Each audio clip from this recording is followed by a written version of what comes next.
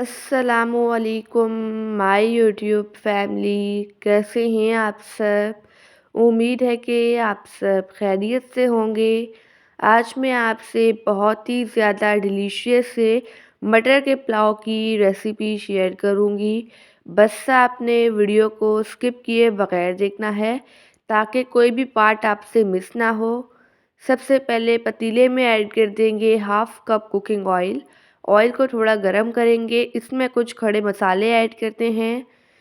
इसमें ऐड कर देंगे 2 अदद बादियान के फूल, 10 से 12 काली मिर्चें, 2 अदद दालचीनी के टुकड़े, 1 बड़ी इलायची, 3 छोटी इलायची, 4 से 5 अदद लौंग, 1 टेबलस्पून साबुत सफ़ेद ज़ीरा, 2 से 3 अदद ऐड कर देंगे इसमें तेज़ पत्ते और थोड़ी सी जावित्री ऐड कर देंगे।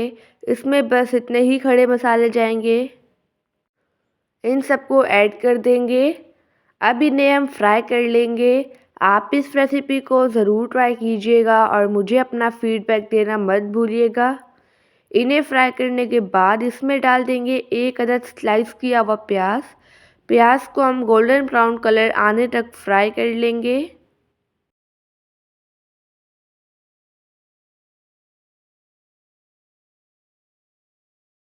फिर इसमें ऐड कर देंगे 3 से 4 अदद हरी मिर्चें।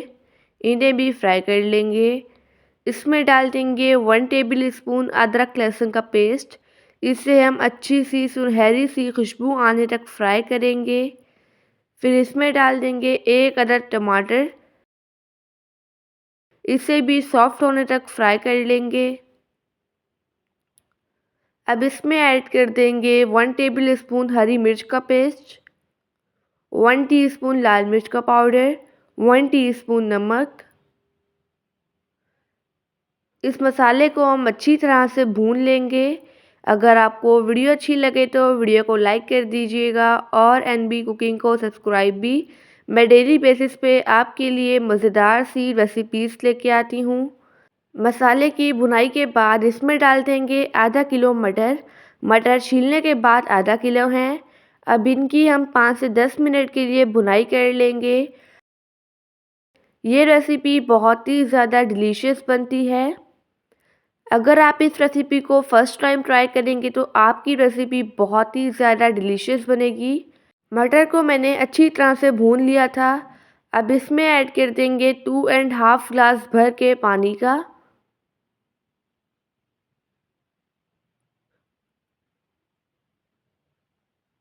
अब इसे एक दफ़ा मिक्स कर लेंगे।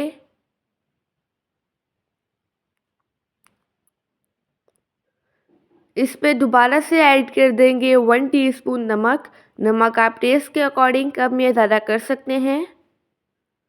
इसे भी मिक्स कर लेंगे।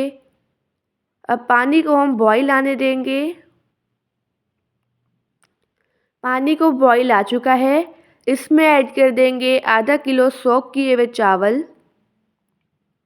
चावलों को मैंने 10 से 15 मिनट के लिए पहले ही भिगो लिया था। अब इन्हें भी मिक्स कर लेंगे।